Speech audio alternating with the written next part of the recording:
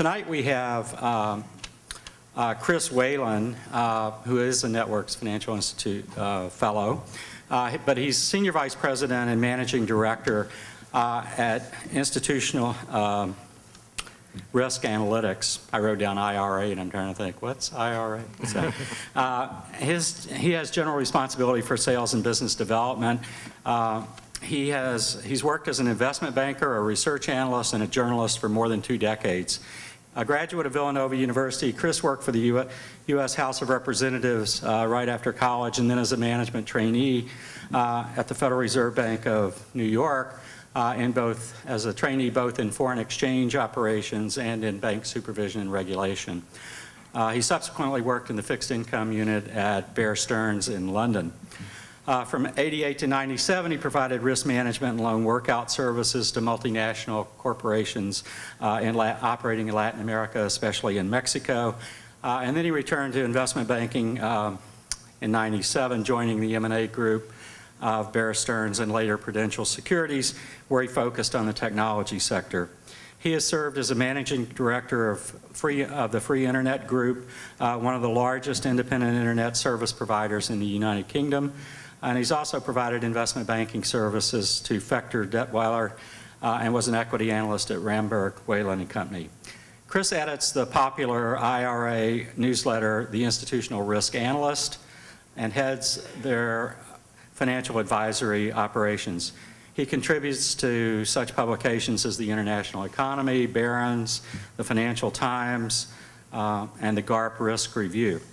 He's appeared before the U.S. Congress and Securities Exchange Commission on numerous occasions to testify on various types of financial issues and appears regularly on venues such as Bloomberg Television and CNBC to speak on topics such as investing, risk management, Basel II, and the banking and financial sectors. He's published numerous articles for Networks Financial Institute and is the author of the forthcoming book, Inflated: How Money and Debt Built the American Dream, which is forthcoming in December from John Wiley. Chris is a member of the Professional Risk Managers International Association, and he volunteers as a regional director for that group's Washington, D.C. chapter. I think I'll go ahead and introduce we have 2 discussants tonight that weren't listed on the brochures, but to respond to Chris's remarks tonight, and to avoid my disrupting the program as we move into that segment, I'll go ahead and introduce our discussants. Bob Gell, Dr. Robert Gell is, I think, very well known to people at ISU. He's a campus legend for his leadership both in his field and for ISU. He earned a bachelor's degree in economics and statistics and a Master of Science in economics at the University of Missouri and a PhD from Syracuse University. He came to Terre Haute and Indiana State University in 1991. His most notable academic accomplishment is Issues in Economics Today, McGraw-Hill's leading economics issues textbook, currently in its 5th edition. His current project with McGraw-Hill is with McGraw-Hill's first ebook in the Principles of Economics area, and it's designed from the ground up as an ebook for use on computers and iPads. John Perry is the Senior Vice President and Trust Officer and Head of the Trust Department at Terre Haute Savings Bank, a position he has held since 2005. John has a distinguished career in banking, having worked in the area for 36 years at institutions including Terre Haute Savings Bank, Terre Haute First National Bank, First Financial Corporation, and Union Federal Bank of Indianapolis. He was a director, president, and chairman of the First State Bank of Brazil, president of Worth Bank, an internet bank, and chief financial officer of the Midwest Bankers Group. John holds a BA and an MBA from Indiana State University, and he's a CPA and an honors graduate of the Stonier Graduate School of Banking at Rutgers University. John is the past president of the Indiana Bankers Association and served for the ABA's accounting committee for 4 years, during which the committee regularly met with the Financial Accounting Standards Board. He's been a leader in the civic life of Terre Haute and the Wabash Valley for many years. So with that, please welcome Chris Whalen.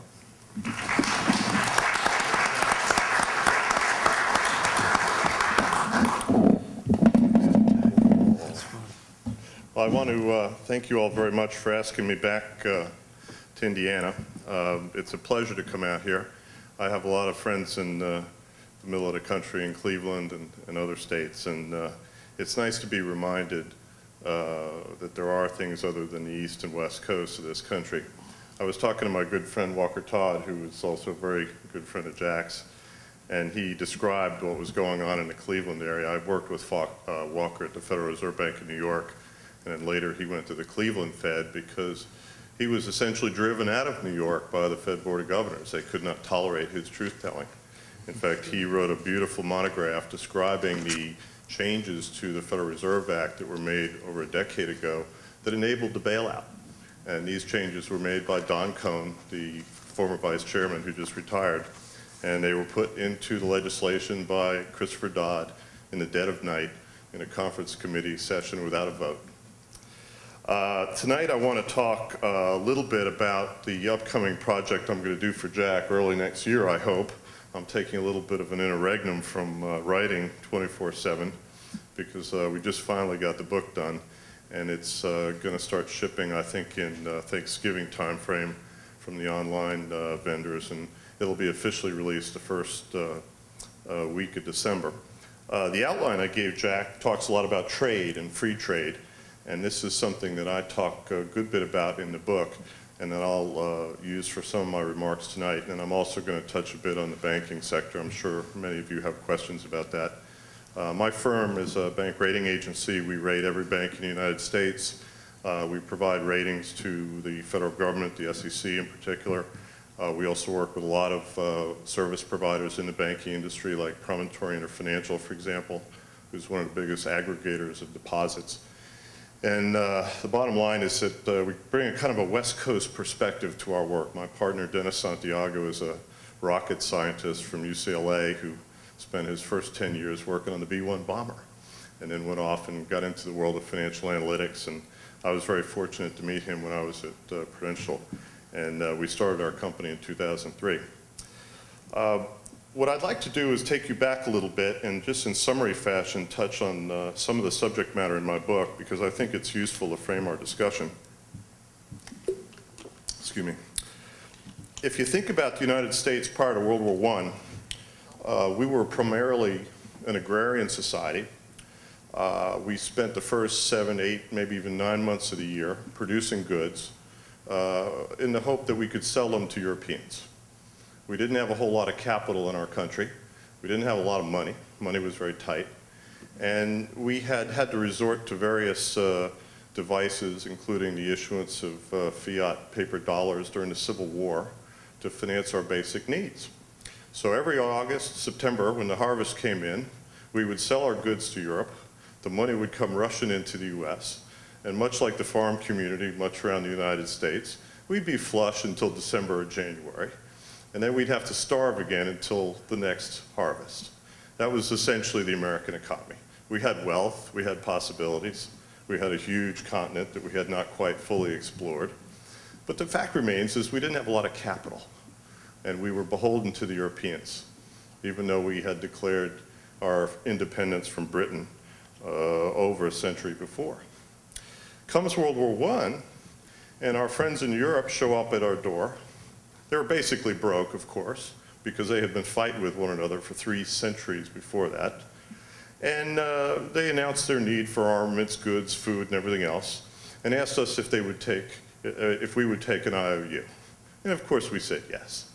The stimulation of the US economy that occurred during World War I was a dramatic relief because our country had been in essentially a stagnant situation going back into the 1890s.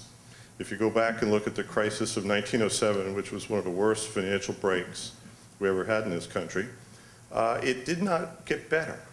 We kind of muddled along through the creation of the Federal Reserve System in 1913, and we continued to muddle along until the demand for American goods became much stronger due to the war.